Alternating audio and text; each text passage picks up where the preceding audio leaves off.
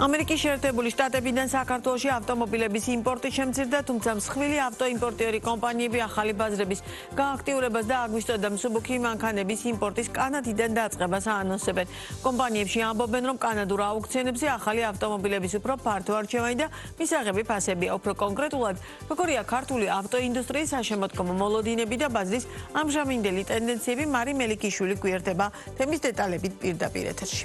გამარჯობა, მევესალმებით ჩვენს მაყურებელს, უდრა ქართული ავტოინდუსტრიის მიმდინარე ტენდენციებს გავეცნობით, გეტყვით, რომ მსხვილი ავტოიმპორტიორი კომპანიები შემოდგომიდან გააქტიურებას და რეალიზაციის მაჩვენებლების ზრდას პროგნოზირებენ. მიზეზი ახალი საიმპორტო ბაზრების მოძიებაა, კერძოდ ზოგიერთი კომპანია მანქანების იმპორტს კანადიდან იწყებს, ერთ-ერთი ქარმარკია, სადაც ამბობენ, რომ მომხმარებლებს კანადური აუქციონებიდან მანქანების ჩამოყვანის სერვის 1 აგვისტოდან შესთავაზებენ. კომპანიების წარმომადგენლების შეფასებით, კანადაში ბევრი ავტოაუქციონია, სადაც ფართო არჩევანია, მათ შორის ჭარბობს ახალი მანქანები, ფასები კი შედარებით დაბალია, რის გამოც კომპანიებში ელიან, რომ კანადიდან ავტოიმპორტი გაიზრდება. გარდა ამისა, სექტორში საცალო გაყიდვების ზრდას ვარაუდობენ ჩინეთის ბაზრის ხარჯზეც და აღნიშნავენ, რომ საქართველოს მოქალაქეების მხრიდან გაზრდილია მოთხოვნა ჩინეთიდან მანქანების იმპორტზე. თუმცა ბაზრის მსხვილი მოთამაშეების განმარტებით, შემოდგომიდან გაყიდვების ზრდა ყველას არ შეეხება და ამას მხოლოდ ის კომპანიები შეძლებენ,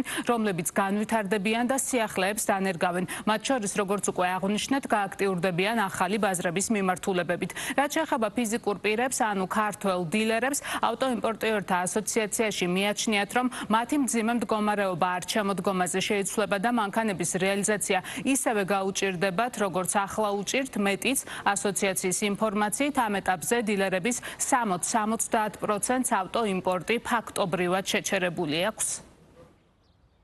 შემოდგომისთვის გვაქვს ძალიან ბევრი ახალი გეგმა, და რომელიც ფაქტობრივად განხორციელების პროცესში ვართ.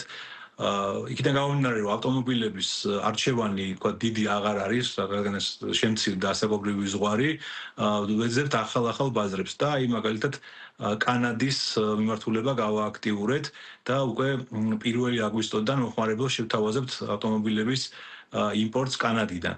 კანადაში არის ბევრი აუქციონები, ასევე როგორც ამერიკაში, როგორც კოპარტი, ია, მენჰაიმი და კიდე სხვა აუქციონები, სადაც დიდი არჩევანი არის ავტომობილების, ასევე ბევრი ახალი ავტომობილი იყიდება, ანუ 6 წლის ფარგლებში ავტომობილები. დილერების 60-70% გაურკვევლობაშია, რაც იმას ნიშნავს, რომ ისინი დღეს არ არიან აქტიურები აუქციონზე, ნაკლებად ხდება ავტომობილების შეძენა და მისი, ასე ვთქვათ, საქართველოსკენ მისი ტრანსპორტირება და რო წარმოვიდგინოთ ლოგისტიკური ჯაჭვი, როგორ არის ავტომობილის შეძენა, ჩამოყვანა, დაახლოებით სჭირდება უпроსორად ამ ლოგისტიკურ ჯაჭვს ესაჭირება დაახლოებით 3-4 თვე და დღევანდელი ნაკლები აქტიურობა დილერების იმას გულისხმობს, რომ ამას ციფრებში დავინახავთ, ამის ასახვას ციფრებში დავინახავთ, სადღაც შემოდგომის დასაწყისში.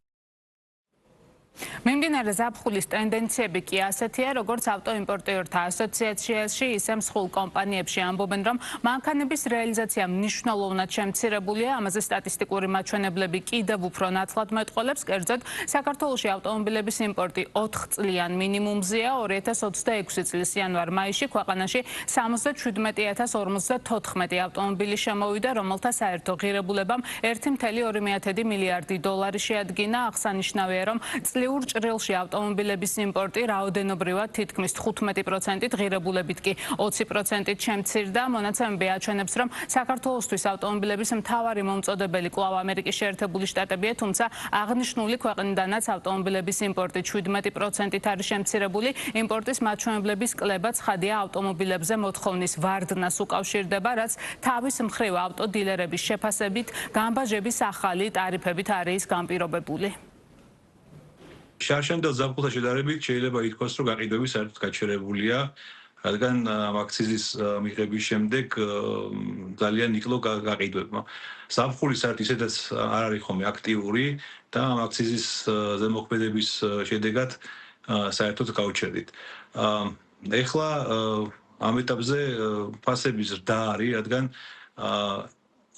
არჩევანი დიდი ავტომობილების არ არის. ამ 6 წლის ავტომობილების დიდი არჩევანი აუქციონებზე არ არის და თითო ავტომობილზე ძალიან ბევრი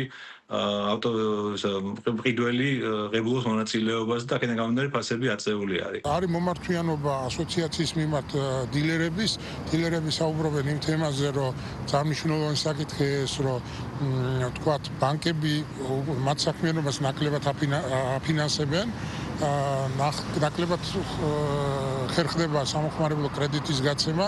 ეს შეიძლება იყოს ერთეული შემთხვევები, თქვათ კონკრეტულად მიღებული გადაწყვეტილება ცალკეული მომხმარებლის მიმართ, რომელიც შეიძლება სანდუან, არასანდუან, მაღალი რისკის ქვეშ მყოფი პირები არიან, მაგრამ თუ ასე გაგრძელდა, ეს იმის მანიშნებელი იქნება, რომ ბანკები უკვე ამ ბიზნეს რისკიანად აფასებენ და ეს კიდე ერთ-ერთი დადასტურება იქნება იმისი, თუ რამძიმე მდგომარეობაშია ეს სფერო.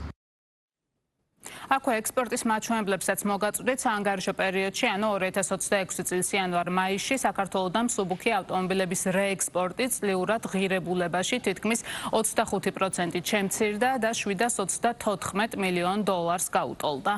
მარი მელიქიშვილი იყო ბიზნეს პარტნიორის პირდაპირ ეთერში.